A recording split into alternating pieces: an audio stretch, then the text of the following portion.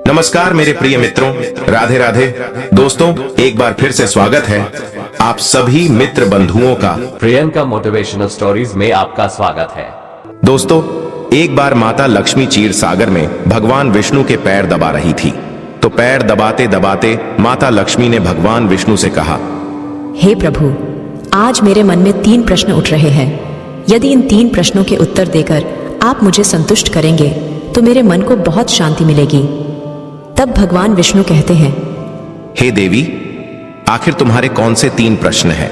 तो माता लक्ष्मी कहती हैं, हे प्रभु, वह कौन सी स्त्री होती है जिसके भाग्य में संतान सुख नहीं होता है? दूसरा प्रश्न है कि कौन सी स्त्री समय से पहले विधवा होती है?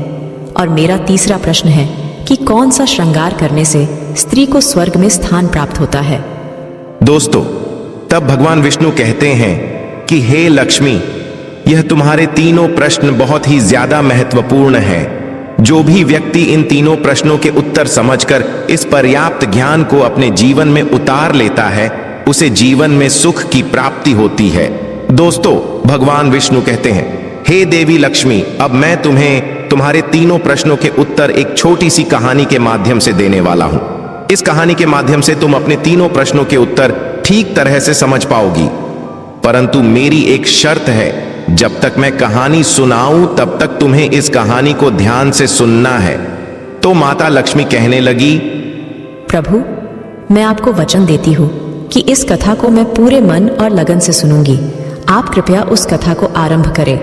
तो दोस्तों, आप सभी से एक विनती है कि आप भी इस कथा को पूरा जरूर सुने। इसे आधा अधूरा सुनना पाप माना जाता है। कथा शुरू करने से पहले कमेंट में जय मां लक्ष्मी और जय श्री हरि विष्णु अवश्य लिखें। साथ ही वीडियो को लाइक करना न भूलें। तो चलिए आरंभ करते हैं। प्रिय बंधुओं, भगवान विष्णु कहते हैं, हे लक्ष्मी, किसी राज्य में एक छोटा सा नगर था। उस नगर में एक सेठ रहता था। उस सेठ के 2 बेटे थे और सेठ के बेटों की शादी भी हो चुकी थी। सेठ की पत्नी और सेठ के बड़े बेटे दोनों का ही स्वभाव दुष्ट प्रवृत्ति का था। इसलिए सेठ की पत्नी अपने बड़े बेटे की पत्नी से बहुत ही ज्यादा प्यार करती थी, मगर छोटे बेटे की पत्नी जो थी वह बड़े ही अच्छे स्वभाव की थी और वह एक पतिव्रता स्त्री भी थी और पूरे घर का सारा कामकाज भी वह अकेले ही करती थी। इतना कुछ होने पर भी सेठ की पत्नी और बड़े बेटे की पत्नी छोटी बहू का हमेशा ही अपमान करती रहती थी। दोस्तों, भगवान विष्णु कहते हैं, हे लक्ष्मी, सेठ के बड़े बेटे की बहू को एक बेटा था और छोटी बहू को एक पुत्री थी। सेठ की पत्नी हमेशा पुत्र को लेकर छोटी बहू को ताना मारती रहती थी, लेकिन वह क्या कर सकती थी, वह हमेशा उनके ताने सुनती रहती थी। दोस्तों, तब भगवान विष्णु कहते हैं, हे लक्ष्मी, अब मैं तुम्हें छोटी बहू की कहानी अच्छे तरीके से समझाता हूं। इस कहानी से तुम्हें तुम्हारे पहले प्रश्न का उत्तर प्राप्त होगा। तुम्हारा पहला प्रश्न था कि कौन सी स्त्री के भाग्य में पुत्र की प्राप्ति नहीं होती है। तब भगवान विष्णु कहते हैं, देवी, उस सेठ की जो पत्नी थी वह पहले से ही बड़े ही दुष्ट स्वभाव की थी। उसके कुटिल स्वभाव से सभी घर वाले बहुत ही ज्यादा परेशान थे, परंतु अपनी सीधी साधी छोटी बहू को वह कुछ ज्यादा ही परेशान करती रहती थी। उसको सताने में उसको बहुत ही ज्यादा आनंद आता था। सेठ के छोटे बेटे की पत्नी का नाम सुकन्या था। बेचारी सुकन्या सुबह जल्दी उठ करके अपने कामकाज में जुट जाती थी। इतना करने पर भी सेठ की पत्नी की निगाहों में सुकन्या हमेशा खटकती रहती थी। एक दिन की बात है, सुकन्या घर में झाड़ू लगा रही थी तो सेठ की पत्नी बोली कि तेरे हाथ में जान नहीं है क्या? तू जल्दी जल्दी झाड़ू लगा। मैं मंदिर जा रही हूँ। मेरे लौट कर आने से पहले तू भोजन बनाकर तैयार रखना और आते ही मैं उस भोजन को ग्रहण करूंगी।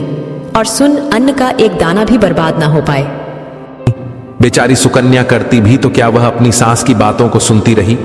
तब घर की सफाई करने के बाद सुकन्या खाना बनाने में लग गई। खाना बनाते समय वह मन में सोच रही थी कि मैं इतना काम करने के बाद भी एक पल के लिए चैन की सांस नहीं ले पाती हूं और मेरी सांस हर समय मेरे काम में कोई ना कोई गलती निकालती रहती है। सुकन्या यह सब सोच ही रही थी, जितने में दरवाजा खटखटाने की आवाज आई तो सुकन्या ने सोचा कि अभी तो भोजन तैयार ही हुआ है, लगता है मेरी सासू मां आज जल्दी ही लौट आई है। जब सुकन्या ने दरवाजा खोला तो उसने क्या देखा कि बाहर दरवाजे पर एक सन्यासी महात्मा खड़े हैं। दोस्तों, वह साधु महाराज सुकन्या से कहता है कि बेटी, तेरा सुहाग अमर रहे, बाबा को कुछ भोजन करा दे, मुझे बड़ी तेजी से भूख लग रही है। दर्शकों, भगवान विष्णु कहते हैं कि लक्ष्मी सुकन्या बहुत सुशील और संस्कारी थीं। उसने सोचा कि साधु महाराज को भोजन करा तो दूं, परंतु यदि मेरी सांस आ गई तो मेरी खैर नहीं। फिर कुछ देर सोच विचार करने के बाद में उसने सन्यासी को भोजन करने के लिए अंदर आने को कहा, और उसी समय सुकन्या के मन में विचार आया कि सास से डरना कैसा। यदि मेरी सास आ भी जाएगी और मुझसे कुछ कहेगी तो मैं उनसे कह दूंगी कि मैं अपने हिस्से का भोजन इन महात्मा को दे रही हूं। भगवान विष्णु कहते हैं, हे लक्ष्मी। फिर ऐसा सोचकर के सुकन्या साधु को अंदर ले गई और अतिथि धर्म का पालन करते हुए उस साधु को भोजन कराने लगी। अभी साधु भोजन कर ही रहा था कि सुकन्या की सांस आ गई, और फिर साधु को घर के अंदर बैठा भोजन करते देख करके उसका गुस्सा 7वें आसमान पर जा चढ़ा और एकदम से साधु महाराज से कहने लगी, यहाँ पर क्या किसी प्रकार का भंडारा या दावत नहीं चल रही है, जो तो राह चलते भिखमंगों को घर में बिठाकर खिला रही हो। सुकन्या ने अपनी सांस को रोकने की बहुत कोशिश की, परंतु उस दुष्ट स्त्री ने सन्यासी को धक्के मारकर घर से बाहर निकाल दिया और उसका खाना उठाकर फेंक दिया। अब उसका क्रोध सुकन्या पर टूटा और कहने लगी, अरे दुष्ट औरत, मैंने तुझे कहा था कि अन्न का एक दाना भी बर्बाद नहीं होना चाहिए, लेकिन तूने क्या किया, उस भिखमंगे को इतना सारा भोजन दे दिया। दोस्तों, भगवान विष्णु कहते हैं, हे लक्ष्मी। सुकन्या डरती हुए बोली, सासू माँ, मैंने सन्यासी को अपने हिस्से का भोजन दिया है, इसमें आखिर इतना गुस्सा होने की क्या बात है। द्वार पर आए अतिथियों को कभी खाली हाथ नहीं भेजते हैं, ऐसा शास्त्र कहते हैं। भगवान विष्णु कहते हैं, इस प्रकार काफी देर तक सास बहू की तकरार चलती रही। अंत में उस कुटिल सास ने सुकन्या को भी धक्के मार करके घर से निकाल दिया। अब वह बेचारी रोती हुई घर का दरवाजा पिटती रह गई, परंतु उसकी सांस पत्थर जैसी बन गई, उसका दिल नहीं पसीजा। अब सुकन्या के पास में एक ही रास्ता बचा था कि वह अपने मायके में लौट जाए। दर्शकों, भगवान विष्णु कहते हैं, हे लक्ष्मी। इस प्रकार सुकन्या दुखी होकर के अपने मायके के लिए निकल गई और बीच रास्ते में एक घना जंगल भी पड़ता था। सुकन्या भूख प्यास से तड़पती हुई अपने मायके के लिए चली जा रही थी। तभी अचानक जोरों से बादल गरजे और मूसलाधार बारिश शुरू हो गई। भगवान विष्णु कहते हैं, बारिश से बचने के लिए सुकन्या ने एक पेड़ की शरण ली, लेकिन वर्षा का वेग इतना तेज था कि बचना मुश्किल हो गया था। अब उसी पेड़ की जड़ में एक कोटर बना था। सुकन्या यह सोचकर उसमें घुस गई कि बारिश रुकने के बाद में वह बाहर निकल आएगी और जब तक वर्षा हो रही है वह कोठर के अंदर बारिश से अपनी सुरक्षा कर सकती है। दर्शकों, भगवान विष्णु कहते हैं, हे लक्ष्मी। जब सुकन्या उस पेड़ के कोटर में घुसी तो उस कोटर के अंदर उसे एक साधु मिले। फिर संत ने कहा, बेटी रोना बंद करो। मुझे मालूम है कि तुम्हारे घर वाले तुम्हारा अनादर इसलिए करते हैं कि वह दुष्ट प्रवृत्ति के हैं, और तुम्हें ताना इसलिए मारते हैं कि तुम्हारी जेठानी को पुत्र की प्राप्ति हो गई है और तुम्हें अभी तक पुत्र की प्राप्ति नहीं हुई है। इसलिए तुम चिंता मत करो, मैं तुम्हें एक पर्ची देता हूं। इस पर्ची में जो उपाय लिखा है उसे पूरी निष्ठा से करना और फिर तुम्हें एक गुणवान पुत्र प्राप्ति होगी। दर्शकों, इस प्रकार वह संत महात्मा पर्ची देकर वहां से अंतर्ध्यान हो गए। उधर जब वर्षा बंद हो गई तो सुकन्या को ढूंढता हुआ उसका पति वहां पर पहुंच गया और फिर सुकन्या मायके न जाकर उसी जंगल में एक कुटिया बनाकर रहने लगी। भगवान विष्णु कहते हैं, हे लक्ष्मी। एक दिन की बात है, सुकन्या को पुत्र का ख्याल आया और सोचने लगी कि यदि मेरे पास में भी एक पुत्र होता तो ससुराल में मेरी भी इज्जत होती। वह ऐसा सोच ही रही थी कि उसे संत की दी हुई वह पर्ची याद आ गई, और जब सुकन्या ने पुत्र प्राप्ति के लिए उस पर्ची को पढ़ा तो उसमें लिखा था कि बेटी पुत्र प्राप्ति के लिए हमेशा स्त्री को रात्रि के समय पुरुष के बाईं तरफ सोना चाहिए। ऐसा करने से कुछ समय के बाद में बाईं करवट लेटने से नाक का दायां स्वर और दाहिनी करवट लेटने से नाक का बायां स्वर चालू हो जाता है, और फिर जब भी पुत्र प्राप्ति की इच्छा हो तो उस स्थिति में मिलन से पहले यह निश्चित कर लेना चाहिए कि पुरुष का दायां स्वर चलने लगे और स्त्री का बायां स्वर चलने लगे। उसी समय गर्भ धारण किया जाना चाहिए। ऐसा करने से निश्चित ही पुत्र की प्राप्ति होती है और इसके विपरीत नाक के स्वर चलने से पुत्री की प्राप्ति होती है। दर्शकों, पर्ची में आगे लिखा था कि मासिक धर्म शुरू होने के प्रथम 4 दिवस में मिलन से पुरुष रोग को प्राप्त होता है। 5वीं रात्रि में मिलन से कन्या की प्राप्ति होती है। 6ठी रात्रि में मिलन से पुत्र होता है। 7वीं रात्रि में मिलन से बंध्या पुत्री होती है। 8वीं रात्रि में मिलन से ऐश्वर्यशाली पुत्र होता है। 9वीं रात्रि में मिलन से ऐश्वर्यशाली पुत्री होती है। 10वीं रात्रि में मिलन से अतिश्रेष्ठ पुत्र होता है। 11वीं रात्रि में मिलन से सुंदर व अच्छे संस्कार वाली पुत्री होती है। दर्शकों, भगवान विष्णु कहते हैं, हे लक्ष्मी, इस प्रकार उस सुकन्या ने 10वीं रात अपने पति से मिलन किया और गर्भ धारण किया। अब सुबह स्नान आदि क्रिया से निवृत्त होकर के पूजा पाठ करके सुकन्या का पति लकड़ी काटने चला गया। उसके पति के जाने के बाद तूफान आ गया। अब सुकन्या की झोपड़ी तूफान में उड़ गई और भारी बारिशें होने लगी। और फिर सुकन्या बारिश से बचने के लिए एक पेड़ पर एक पता लिखती है। यह पता उसी कोटर का था जिस कोटर में सुकन्या बारिश से बचने के लिए पहले छुप गई थी। और सुकन्या ने पेड़ के ऊपर पता इसलिए लिखा था कि जब उसका पति वापस आए तो पेड़ पर लिखा हुआ पता पढ़ करके उसी कोटर के पास आ जाए। दर्शकों, भगवान विष्णु कहते हैं, हे लक्ष्मी, उधर सुकन्या उस कोटर में आकर छुप जाती हैं, जो कोटर एक पेड़ की जड़ में बना हुआ था। उस पेड़ के पास में 2 राक्षसी का निवास स्थान था। इधर तो वह सुकन्या वर्षा से बचने के लिए उस कोटर में छुपी हुई थी और उधर वह दोनों राक्षसी बारिश से परेशान होकर के उस पेड़ की तरफ चली आ रही थी। फिर तो पेड़ के नीचे आकर के एक राक्षसी कहने लगी, अब तो चला भी नहीं जाता, वरना मन तो कर रहा था कि सोना टापू पर चली जाऊं। तभी दूसरी राक्षसी बोली, इसमें क्या बड़ी बात है, ये पेड़ हमें अभी उड़ा करके वहीं पहुंचा देगा जहां पर सोने का टापू है। दर्शकों, ऐसा कहकर कि वह दोनों राक्षसी पेड़ की शाख पर बैठ गई और पेड़ एकदम से उड़ने लगा। उधर थकी हारी सुकन्या कोटर में छुपी हुई थी। कोटर में घुसते ही सुकन्या को नींद आ गई थी, लेकिन पेड़ के उड़ने से लगने वाले झटकों से सुकन्या की नींद खुल गई और पेड़ को उड़ता देखकर कि वह एकदम से घबरा गई। दर्शकों, जब सुकन्या ने कोटर से बाहर देखा तो पेड़ की डाल पर 2 राक्षसी बैठी थी।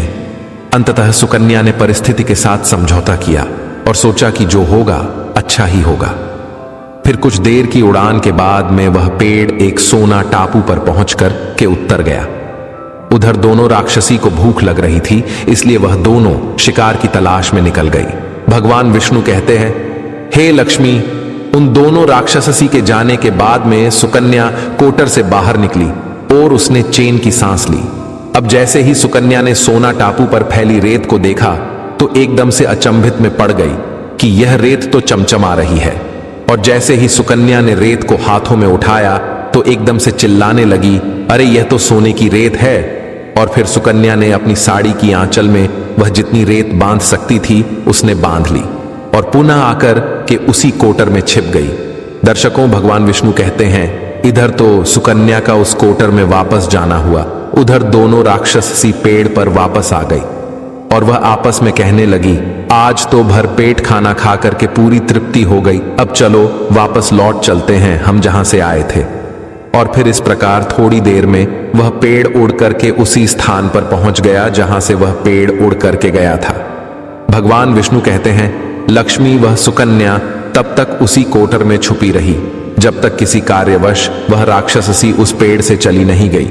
और जैसे ही वह दोनों उस पेड़ से चली गई, वैसे ही सुकन्या सोने की रेत लेकर के उस कोटर से बाहर आ गई और मन में सोचने लगी कि इतना सारा सोना देख करके मेरी सासू माँ खुश हो जाएगी और अब मैं अपने ससुराल वापस जाऊंगी और अपनी सासू माँ को इतना सारा सोना दूंगी, फिर वह मुझसे कभी भी नफरत नहीं करेगी और मुझसे प्यार करने लगेगी।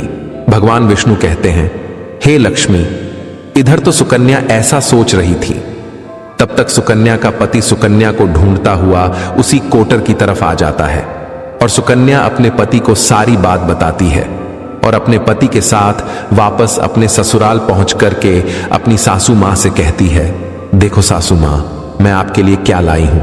और ऐसा कहकर के वह सारा सोना अपनी सास को देती है और उसे सोना कैसे प्राप्त हुआ वह सारी घटना भी अपनी सास को बता देती है।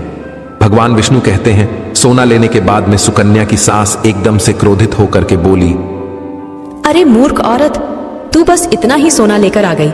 इतने सोने से क्या होगा? मैं होती तो बहुत सारा सोना लेकर आ जाती। फिर अपनी सास की बात सुन करके वह सुकन्या कहने लगी, माँ जी, हमारी 3-4 पीढ़ियों के लिए इतना सोना काफी है। तो सास कहने लगी, अरे मूर्ख, सोना भी काफी होता है क्या? जितना हो उतना ही कम है। अब देख, मैं जाऊंगी और कितना सोना लेकर आती हूं। भगवान विष्णु कहते हैं, हे लक्ष्मी, सुकन्या ने अपनी सास को बहुत समझाया, परंतु उस लालची दुष्ट स्त्री के समझ में एक भी बात नहीं आई। उसने सुकन्या की एक भी बात नहीं सुनी और जाकर के उसी पेड़ के कोटर में बैठ गई। उधर वह दोनों राक्षसी जैसे ही पेड़ पर आई तो एकदम से वह पेड़ उड़ने लगा। इधर तो पेड़ उड़ता हुआ जा रहा था, उधर वह सुकन्या की सास मन ही मन में बहुत खुश हो रही थी कि आज मैं बहुत सारा सोना एक साथ फटोर के लाऊंगी। भगवान विष्णु कहते हैं, इधर तो सुकन्या की सास अपने मन में खुशियां मना रही थी। उसी समय एक राक्षसी कहने लगी, चलो आज स्वर्ण द्वीप पर न चलकर के मत्स्य द्वीप पर चलते हैं। आज मछलियां खाने का बहुत मन कर रहा है। और फिर जैसे ही राक्षसियों ने मछली खाने का मन बनाया, वैसे ही वह पेड़ मत्स्य द्वीप की तरफ उड़ चला। भगवान विष्णु कहते हैं, हे लक्ष्मी, इस प्रकार राक्षसियों की बात सुनकर के कोटर में बैठी वह लालची स्त्री स्वयं पर संयम नहीं रख सकी और एकदम से बोल पड़ी, अरे तुम सोना टापू क्यों नहीं जा रही हो? मत्स्य द्वीप मत जाओ, सोना टापू पर चलो।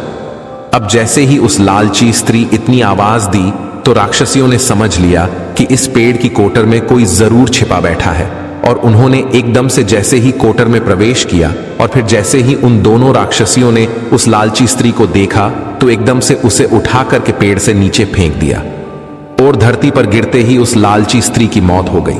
अब जैसे ही सूचना उसके घर वालों को मिलती है तो उस स्त्री का पति यानी सुकन्या का ससुर सुकन्या के पास जाता है और उससे कहते हैं, बेटी, मैं तो उसे पहले से ही समझाता था कि तू ऐसा काम मत कर।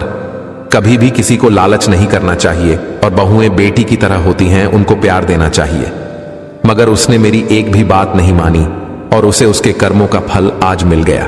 भगवान विष्णु कहते हैं, हे लक्ष्मी, उधर सुकन्या अपने पति के साथ में सुखपूर्वक जीवन यापन करने लगी। फिर कुछ समय गुजरने के बाद में सुकन्या को एक गुणवान पुत्र की प्राप्ति हुई और पुत्र की प्राप्ति के बाद सुकन्या की खुशी का ठिकाना नहीं रहा और वह भगवान का शुक्रिया करने लगी। उधर सेठ के बड़े बेटे की बहू, जो हमेशा सुकन्या को पुत्र को लेकर ताने मारती रहती थी, जब सुकन्या को पुत्र की प्राप्ति हो गई और उसे धन भी प्राप्त हो गया, उधर सेठ के बड़े बेटे और बहू के दिन गरीबी में गुजरने लगे।